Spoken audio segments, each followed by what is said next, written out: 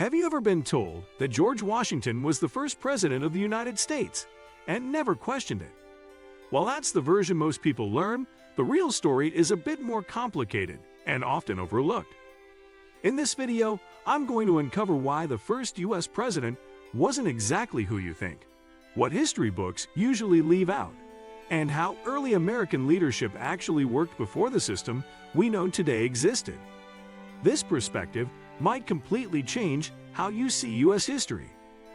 Before we jump in, if you enjoy uncovering hidden facts, forgotten history, and surprising truths, hit the like button, subscribe, and turn on the bell so you don't miss future videos.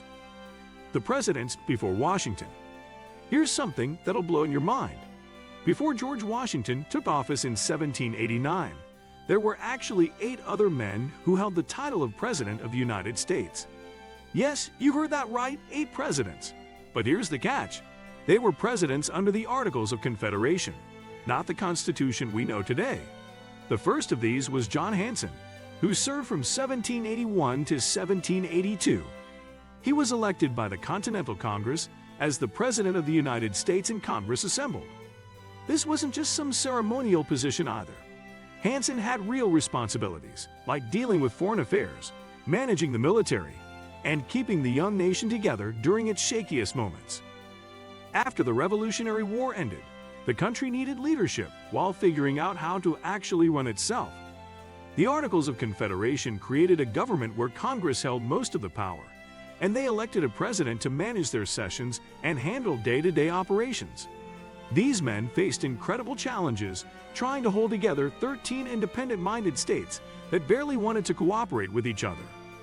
The other 7 presidents who followed Hanson were Elias Boudinot, Thomas Mifflin, Richard Henry Lee, John Hancock, Nathan Gorman, Arthur Street Clair, and Cyrus Griffin.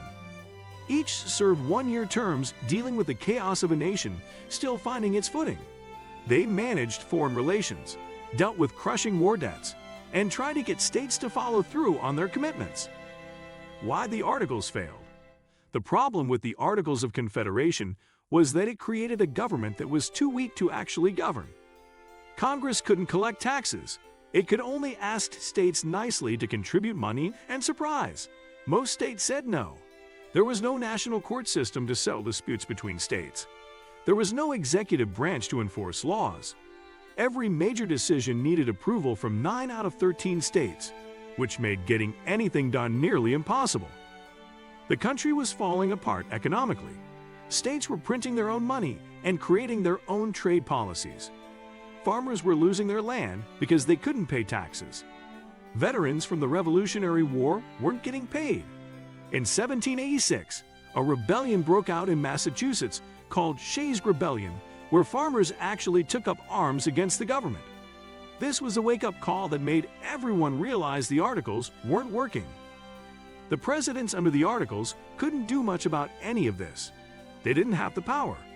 They couldn't command an army without Congress approving it. They couldn't force states to pay their debts. They were basically managers of meetings rather than leaders of a nation.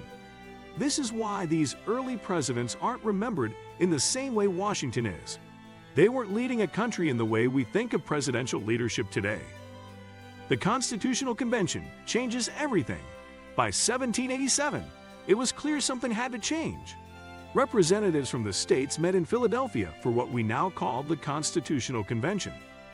Their job was to fix the Articles of Confederation, but they ended up doing something way more radical. They threw out the whole system and created an entirely new government with a completely different structure. This new constitution created 3 branches of government with checks and balances.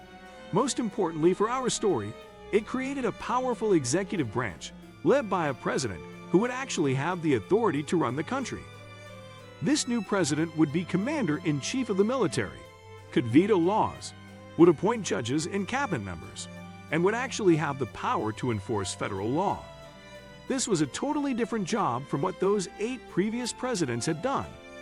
The Constitution was ratified in 1788, and in 1789, George Washington was elected as the first president under this new system. This is why Washington gets the title of first president. He was the first president with real power, the first president of the United States, as we know it today. Why Washington is considered the first? George Washington became president of a completely different government structure. When he took office, he wasn't just managing Congress like his predecessors. He was creating the executive branch from scratch. He had to figure out what a president actually does, because nobody had done this job before under this system.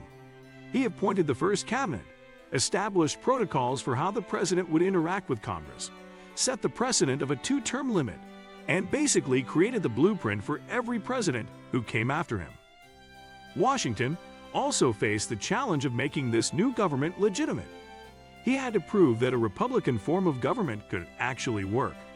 His leadership during those first 8 years established the presidency as an institution.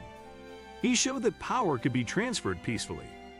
The presidents under the Articles of Confederation, while technically called presidents, were operating in such a different system that comparing them to modern presidents doesn't really make sense.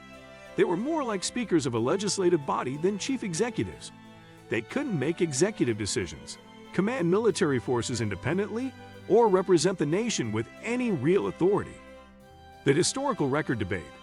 So why don't we learn about John Hanson and the others in school? It's not a conspiracy or a cover-up. It's just that historians and educators recognize that calling them presidents in the modern sense is misleading. The office they held and the office Washington held are so fundamentally different that lumping them together creates more confusion than clarity. When we talk about the President of the United States, we're talking about a specific constitutional office that was created in 1789, not the presiding officer of Congress under the Articles. Some people argue passionately that Hanson should be recognized as the true first president. They point out that he held the title. He served the nation during difficult times, and he deserves recognition. And they're not wrong that these men made important contributions and deserve to be remembered. But calling them presidents in the same sense as Washington, Lincoln, or any modern president just doesn't reflect the reality of what their roles actually were. When you step back and look at it, history isn't always as simple as it's taught. It's shaped by definitions, timing, and who gets remembered. Understanding these details gives us a clearer picture of how the country really began. I'm curious, did this change how you think about the early days of the United States? Share your thoughts in the comments. These discussions always bring out fascinating insights. If you enjoyed uncovering a lesser-known piece of American history, don't forget to like, subscribe, and share this video with someone who loves surprising historical facts. Thanks for watching, and I'll see you in the next one.